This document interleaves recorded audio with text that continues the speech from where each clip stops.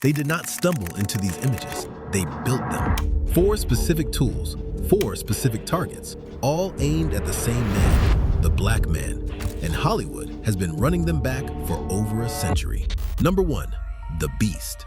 In 1908, Jack Johnson walked into a boxing ring and changed everything. He knocked out Tommy Burns in Sydney, Australia, and became the first black heavyweight champion of the world. And the reaction from white America was not just disappointment, it was panic. Jack London, yes, that Jack London, the famous author, publicly called for a, quote, great white hope to come take the title back. When James J. Jeffries agreed to fight Johnson in 1910, Jeffries said out loud that his entire purpose was to prove that a white man was better than a black man.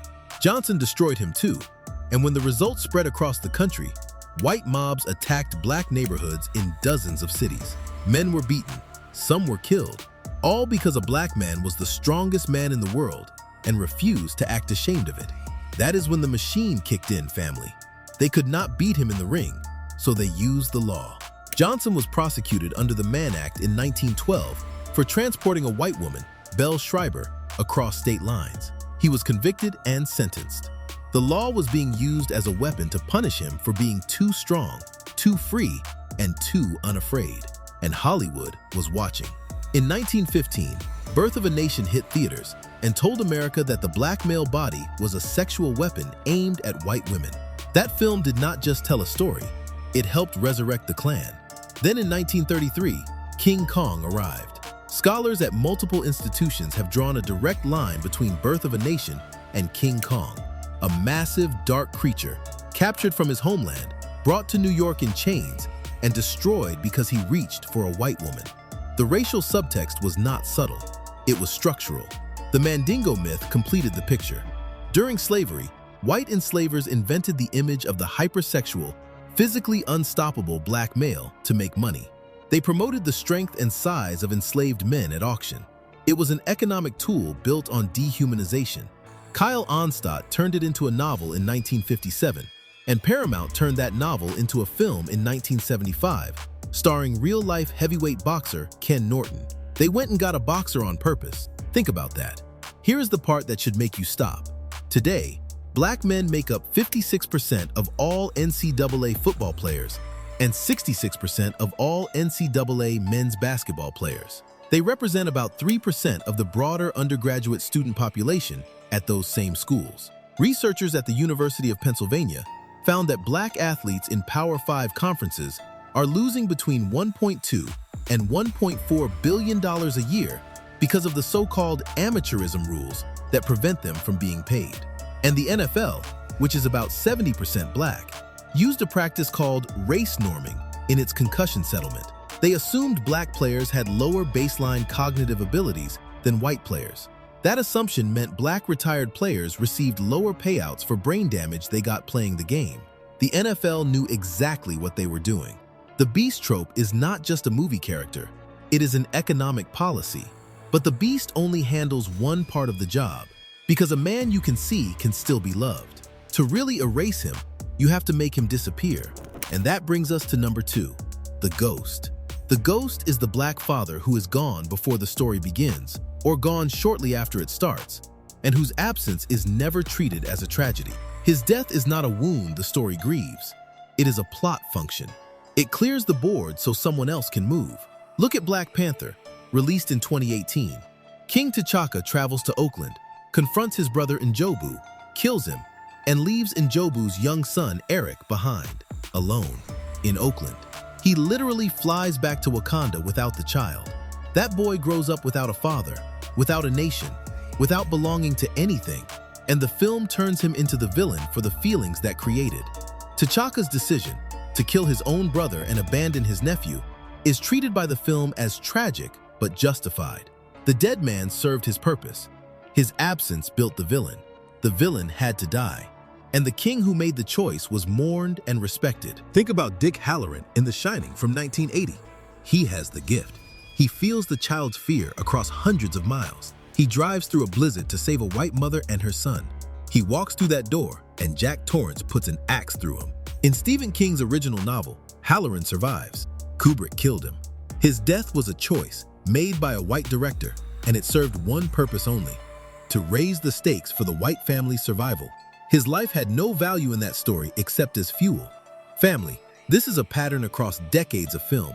The black man either dies early to motivate a white protagonist, or he dies to confirm that his anger was always the real danger. Either way, his death is a tool.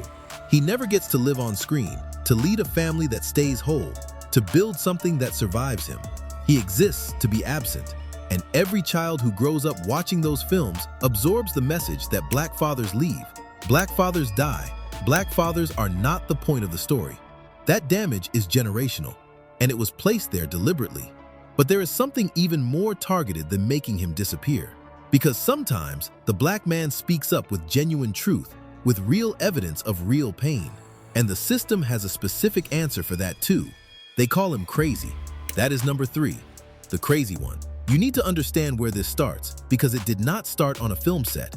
In May of 1851, a physician named Samuel A. Cartwright published a paper in the New Orleans Medical and Surgical Journal. In that paper, he proposed a new mental illness. He called it drapetomania. He said it was a disease that caused enslaved black people to want to run away from their enslavers. Read that again. He said the desire for freedom was a symptom of mental illness. Cartwright held the title of Professor of Diseases of the Negro at the University of Louisiana, which later became Tulane. He was not a fringe voice in 1851. He was published in a medical journal. His paper was reprinted. And he also invented a second diagnosis, dysesthesia ethiopica, for enslaved people who were disobedient, refused to work, or showed what he called lack of work ethic. His prescribed treatment for both conditions included, and I need you to hear this clearly, physical punishment. He wrote that whipping could cure the desire for freedom. He disguised brutality as medicine, and he created a template that has never fully disappeared. When a black man expresses justified anger, diagnose the anger, not the cause. Hollywood picked that template up and ran with it. In 2018, Black Panther gave us Eric Killmonger, and the writing team, led by director Ryan Coogler, made sure you understood exactly why Eric was angry. His father was murdered by the Wakandan king. He was abandoned as a child in Oakland. He grew up watching black people across the diaspora suffer while Wakanda, the most advanced nation on earth, hid its resources and did nothing. His diagnosis of the problem was correct. His argument was historically grounded.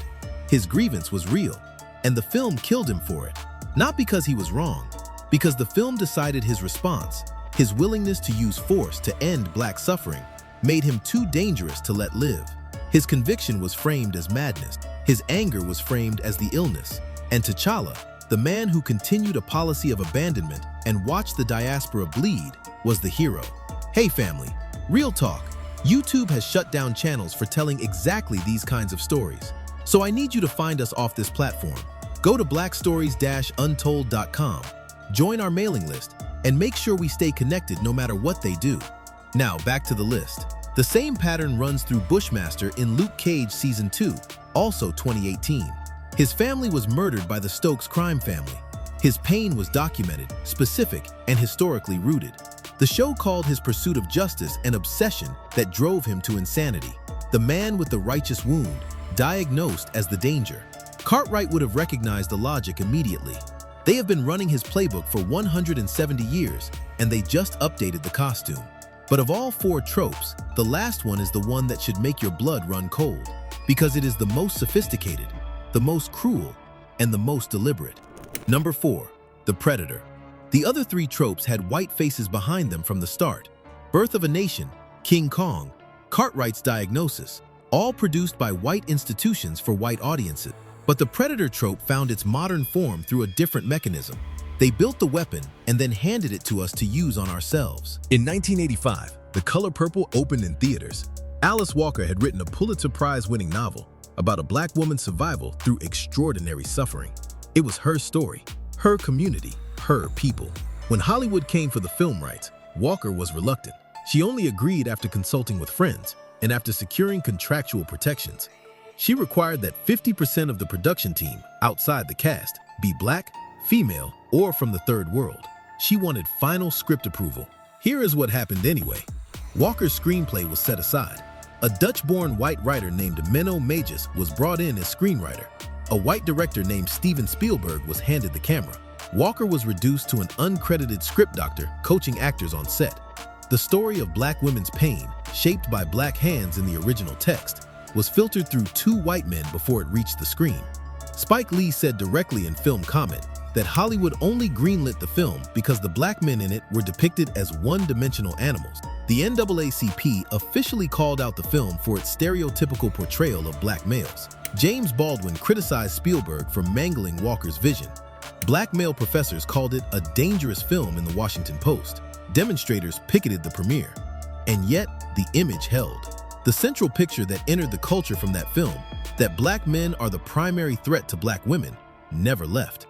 It multiplied. Here is the part the data demands you understand. Black women do experience intimate partner violence at rates about 35% higher than white women. That is real.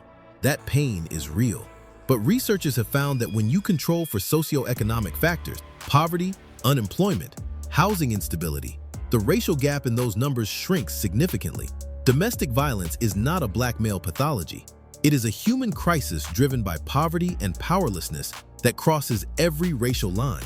Hollywood does not make that distinction. Hollywood frames it as a black male problem specifically, produced by black male nature specifically, while white domestic violence at comparable absolute numbers receives no equivalent cultural campaign. And here is what makes this the sharpest blade of the 4. After 1985 proved there was a market for black pain told through this lens, white Hollywood found something better than directing it themselves. They found black creators who internalized the narrative and would produce it for them. The trope went internal. The supply chain got shorter. The fingerprints got harder to trace. They built the frame. They handed it to us. And now, some of us police our own story inside their architecture without ever knowing we picked up someone else's weapon. Family, step back and look at all 4 together. The beast makes the black man a physical threat, reduce him to his body, extract his labor, justify his containment. The ghost removes him from family, kill him early, make his absence the starting condition, teach children that his disappearance is normal. The crazy one discredits his voice, give him a real wound, then frame his response as the proof of his instability, so his testimony can never be trusted. And the predator turns his own community against him. Manufacture the image that he is the primary danger to the people he loves most, until the separation becomes self-enforcing. 4 tools, 1 target. And this did not happen by accident. Birth of a Nation was produced in 1915 as a deliberate political act by D.W. Griffith, who said openly that the film was a history written in lightning.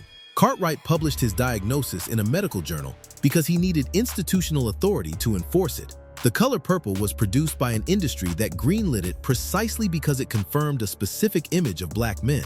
These were decisions made by specific people with specific intentions, not cultural evolution, not storytelling instinct, strategy. And the reason this matters today, right now, this week, is because these 4 images are still running simultaneously across your streaming service. They are in the blockbusters your children are watching. They are in the prestige dramas critics are praising. They are in the shows that black creators are being paid to make inside studios, still owned by the same class of people who built these tools in the first place. When you can name the trope, you can see through it. When you can see through it, you stop feeding it your belief. That is not a small thing, family. That is the beginning of building something different. You cannot replace a lie you cannot name. Now you know all 4. Say the names and stop letting them run. This was Black Stories Untold. And as always, thanks for watching. If you want more stories like this, click the video on your screen now.